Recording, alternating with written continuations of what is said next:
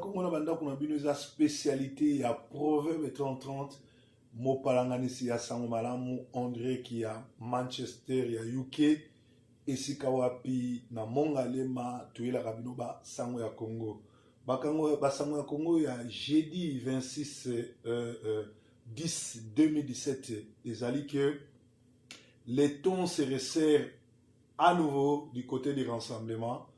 La situation politique actuelle n'augure pas de lendemain heureux en RDC. La sortie de la crise se heurte à plusieurs obstacles, notamment l'organisation des élections, conformément au délai prescrit par rapport à l'accord de la Saint-Sylvestre. Pour ce faire, les rassemblements restent inflexibles. Dans un communiqué portant la signature du président du Conseil des sages, Pierre Lumbi, insiste sur le départ de Kabila au plus tard le 31 décembre. Aussi, il constate que la CENI n'a été capable ni de publier un calendrier, ni de confectionner à temps utile les fichiers électoraux. D'où la nécessité de restructurer cette institution s'impose. Il a aussi condamné les restrictions des libertés de manifestation et des réunions publiques ainsi que les répressions aveugles dont font l'objet les membres du rassemblement et des combattants. D'ici peu, le mot d'ordre va être lancé, a précisé Pierre Lumbi dans ses communiqués.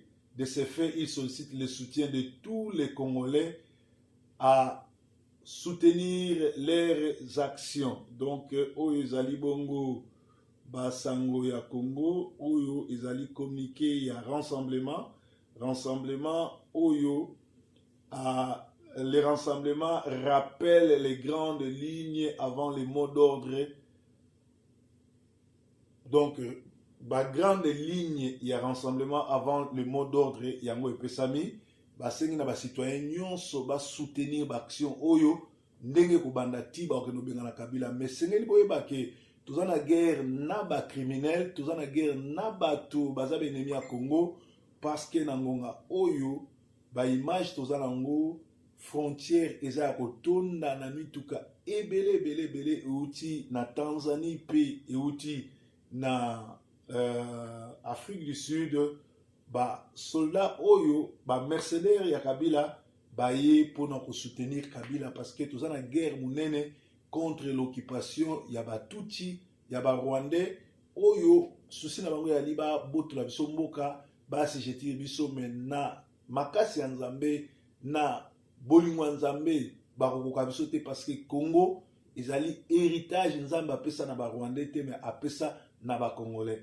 Lisusu basango bayebisi ngai boyebi ki ngana zwa ba nouvelle chaque jour bozo rappelle ndenge zokoya awa toza déjà petit matin le 26 octobre mais bato bazo communiquer na la raté 24 sur 24 na zwa ba communiquer pe na ponaka wapi o est important pour na bino. Enlèvement et agression sur les routes de Kinshasa depuis mardi 17 octobre 2017 jusqu'à ce dimanche 22-10. 4 de mes proches ont été agressés, 3 dans les taxis, Ketch et une dans sa voiture, tranche d'air entre 16h et 18h sur 24 novembre sur Royal et ma campagne, sans oublier Angélique Nassani et dans les provinces. Donc, point commun, toutes sont des dames, une dame médecin de la coopération canadienne, une magistrate du parquet de la Gombe, une dame cadre chez Canal Plus et une jeune dame étudiante à l'université catholique. Ils prennent sacs, phone, montres, bijoux et agressent avec. Ils agressent avec couteau, ciseaux, pistolet et pour assurer, il y a souvent des filles dans les familles Ketch. Prévenons les nôtres et les autres de faire attention. Il y a une psychose qui se crée parce que Kabila ne veut pas partir. Il commence à créer des psychoses et envoie les gens agresser les autres. bokomona photo oyo bauti tindela nga sikoyo botala yango awa bozomona mituka yango wana euti Tanzanie ba mercenaire ya Kabila bango wana bazokota na Congo tokobanga eloko moko te basi batondisa ebele so bazobakisa seke ba oyo ya liboso baya bakoka te bino bozobangisa bango donc basango ya Congo toza nango yango oyo esengeli boyebaki Congo eza mboka na biso bameki biso bakoki biso te tofélicite Tshisekedi Félix ndenge abundi na bamilitaire na Katanga mais tokosenga ke ezala vraiment efficace parce que baboyaki abima na hotel abundisi bango alakisi bango kaza vrai kinois pe azali bongo mutu na mayele alors bayebisi biso susu awa basango ya Olengankoi. Un paraphe de $500,000 is Olengankoi replonge dans ses travers. Décidément, la RDC Congo n'a pas de chance alors que d'aucuns se réjouissaient d'un prétendu sursaut patriotique de M. Olengankoi. Notre enquête révèle que ce dernier s'est lancé dans des diatribes contre son allié circonstanciel dans Jeune Afrique pour occulter les détournements purs et simples de $500,000 américains lui alloués pour organiser la tripartite. En effet, nous nous sommes préoccupés un extrait du budget ci-dessus concerné et nous avons recoupé les informations auprès de quelques participants à cette foire organisée sur le dos du contribuable. L'un des postes les plus remarquables, totalement irréaliste et fantastique, est le poste relatif à la collation de participation. M. Olengankoi a exigé $294,000 alors qu'aucun per diem n'a été payé. $1,600 de location de la salle alors que la réunion s'est tenue au Palais du Peuple. $32,000 de fourniture de bureaux sans que les participants n'aient de quoi écrire ou du papier dans la salle. Il faut noter aussi que pour cette opération, M.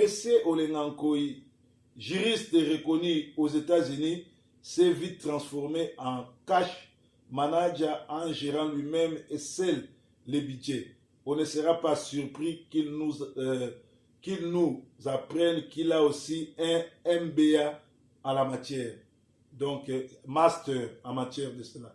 Comme pour dire que les pseudo-attaques dont il aurait été victime et dont il est le seul en s'en émouvoir participe de la diversion orchestrée dans l'unique but occulte de détournement de budget qu'il n'est pas tenu de justifier, mais dont il sera toujours redevable au prix de son implication ou entêtisme dans la prolongation indéterminée du règne de celui qui l'a nommé.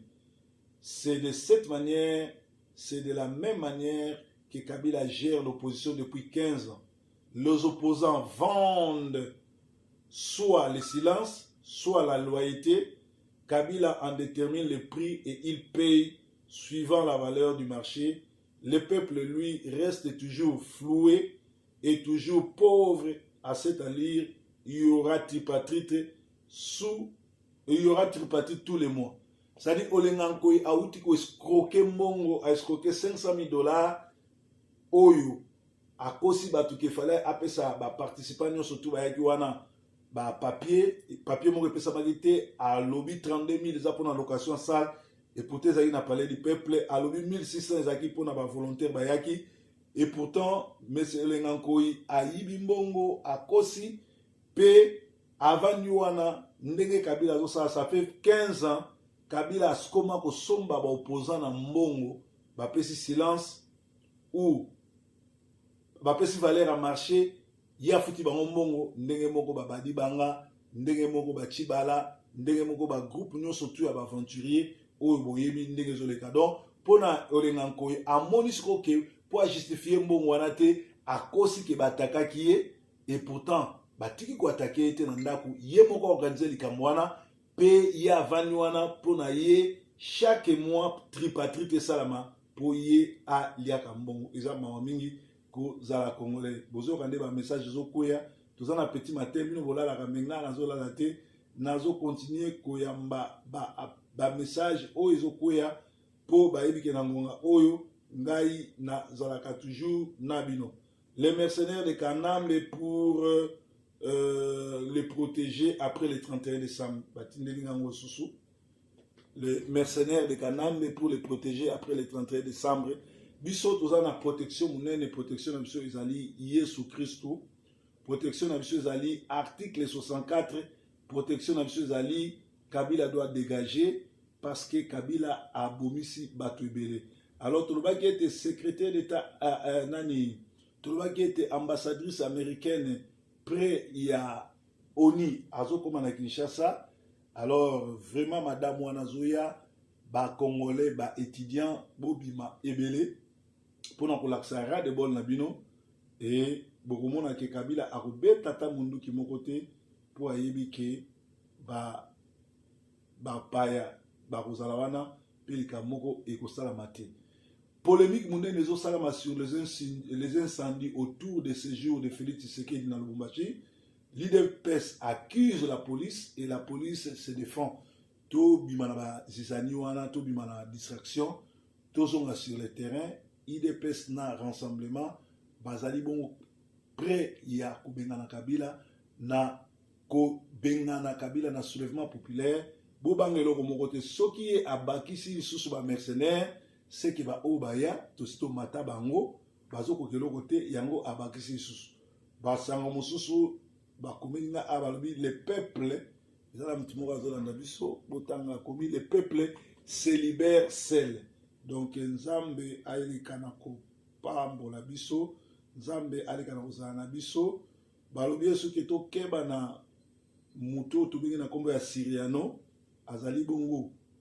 Mutu oazolia mbongo ya Kabila pe ayekolalisa opposition ndenge moko na Honoré Ngwanda alalisa pe nga kabola ba congolais ndenge moko pe lisusu awa na Angleterre pe na poto boza kolela masolo ya garçon oyo na kombo ya Mananga asali akangisi ba congolais ebele. Mananga azalaki bon kadogo ya Kabila.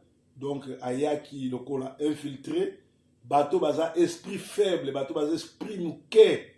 Pour bateau bele bana poto ba esprit faible, batimbate, balandaki Mananga lokola libérateur, zoka ye ayaki na stratégie akwisa bango, lelo oyo baza kokangama, bamsu bana boloko, bamsu baza bongo na maboko ya Kanambe, et ça li vraiment passi pour na ba famille na bango, passi parce que boza sans esprit.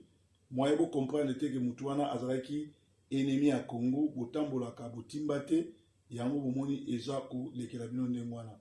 Donc, Toye Bake, Kanambe Akokotisa, ba faux opposant, Akokotisa, ba faux combattant, Akokotisa, Batamisa Mabe Mingi na Kati, Yamusala O Tuzosala, et Kozalaka Kapona, ko distraire, pe ko lalisa ba combattant. Donc mawa mingi pona makambo tu ezoleka na mboka Congo, mais nzambe akotika ba oya ete nzambe akozala na biso. Nazoluka photo batindela kinga ya Mananga ndenga zaki kadogo na ozongo awa. Photo ya Mananga yango tango azali kadogo bomoni yango. Donc azali bongo mutu moko infiltré ayaki na Congo pour sala mabe. Alors tozali bongo na sango ya mawa to anniversaire elenge mwasi oyo na kombo ya Félicité akokisi 20 ans banda tika biso yende azaki molengani na ngai liboso na vie toboti ne mwana titi lelo apesina bakoko misato banda kenda azo manke biso bakoko ne bazozanga ye mais biso tokanisaka toujours. Feli, tu nous as fait du bien, tu nous manqueras toujours. Que la terre de nos ancêtres te soit douce. féliciter Kimpiobi. Moi, c'est Aliboso Avinanga Yewana. Merci. Alors, tozali bongo na basango ya Congo, tokuta koyebisa bino ke Nzambe ya Congo azala na bino, Nzambe ya Congo abatela bino, pe Nzambe apesa bino ebele, parce que Nzambe azali Nzambe na mawa, Nzambe azali Nzambe mobateli, Nzambe azali Nzambe oyo apesa biso Congo, Nzambe azalaka toujours Nzambe na biso, pe Nzambe akokontinyaka kobatela biso, pe kozalaka na biso. Alors, basango ya Congo yango wana, oyo mwana na ngai ya liboso, oyo tobotaki na ndeko autaki kotika biso, Yohana Titi, oyo bakoko bapesi biso bango wana, zala fungola foto yango mpona Chelsea amonana, Chelsea azomonana. Donc,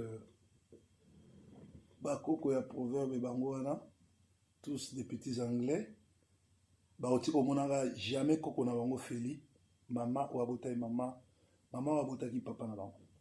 Merci. Ezalaki bongo basango ya Kongo na bandako na bino, tosengi na bandeko nyonso tu oyo bazali na Manchester, oza na koli na yo, ozali na carton, oza na mutuka, carton moko conteneur moko ezokende dans 2 jours, c'est-à-dire le 28, benga biso, benga numéro nanga, nakotio en contact na agence ya monene oyo ezali awa na Manchester, esika wapi ba koli ya bato ezokende, kuna bakofungola te, bakoyiba te, ekozala bongo kitoko na Branco Logistique, esika wapi biloko na bino ekokoma na kimia. Donc ezalaki breaking news en direct à Mongalema, Yesu azankolo.